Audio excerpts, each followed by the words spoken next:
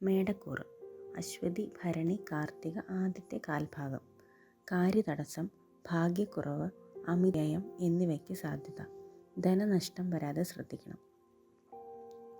ഇടവക്കൂറ് കാർത്തിക അവസാനത്തെ മുക്കാൽ ഭാഗവും രോഹിണിയും മകയിരത്തിൻ്റെ ആദ്യ പകുതിയും.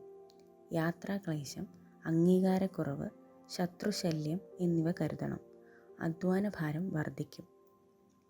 മിഥുനക്കൂറ് മകയിരത്തിൻ്റെ അവസാന പകുതിയും തിരുവാതിരയും പുണർദത്തിൻ്റെ ആദ്യത്തെ മുക്കാൽ ഭാഗവും.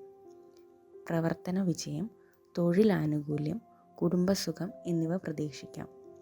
മനസന്തോഷം നൽകുന്ന അനുഭവങ്ങൾ പ്രതീക്ഷിക്കാം. കർക്കിടകക്കൂറ് പുണർദത്തിൻ്റെ അവസാനത്തെ കാൽ ഭാഗവും പൂയവും ആയില്യവും. ധനാഭിവൃദ്ധി, വായ്പാലാഭം, മാനസിക സുഖം മുതലായവ പ്രതീക്ഷിക്കാം. തൊഴിൽപരമായ മനസമ്മർദ്ദത്തിന് കുറവുണ്ടാകും. ചിങ്ങക്കൂറ് മകവും പൂരവും ഉത്രത്തിൻ്റെ ആദ്യത്തെ കാൽഭാഗവും. അനുകൂല അനുഭവങ്ങൾ, ഉല്ലാസമുഹൂർത്തങ്ങൾ മുതലായവയ്ക്ക് സാധ്യത. അഭിമാനാർഹമായ നേട്ടങ്ങൾക്ക് സാധ്യത. കന്നിക്കൂറ് ഉത്രത്തിൻ്റെ അവസാനത്തെ മുക്കാൽ ഭാഗവും അത്തവും ചിത്തിര ആദ്യത്തെ പകുതിയും. അപ്രതീക്ഷിതമായി അധിക ചിലവുകൾ വരാം. അനാവശ്യ സംസാരം മൂലം പ്രശ്നങ്ങൾ വരാതെ നോക്കണം.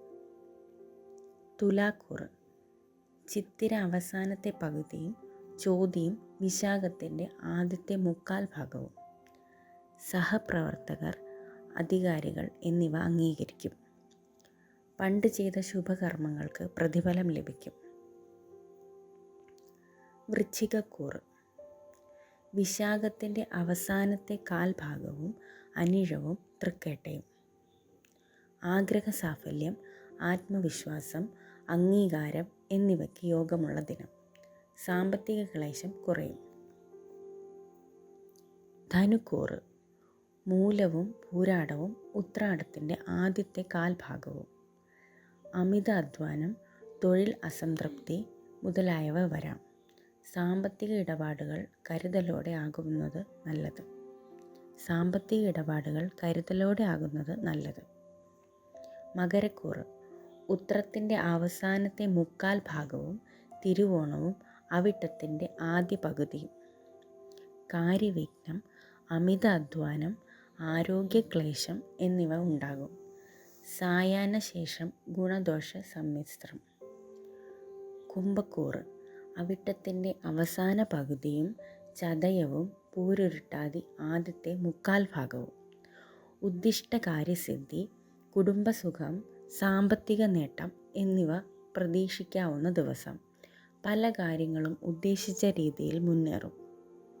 മീനക്കൂറ് പൂരുട്ടാതിയുടെ അവസാനത്തെ കാൽ ഭാഗവും ഉത്രട്ടാതിയും രേവതിയും. പ്രവർത്തന നേട്ടം പ്രതീക്ഷിക്കാം. കുടുംബസുഖം, മാനസിക സുഖം എന്നിവയ്ക്കും സാധ്യത.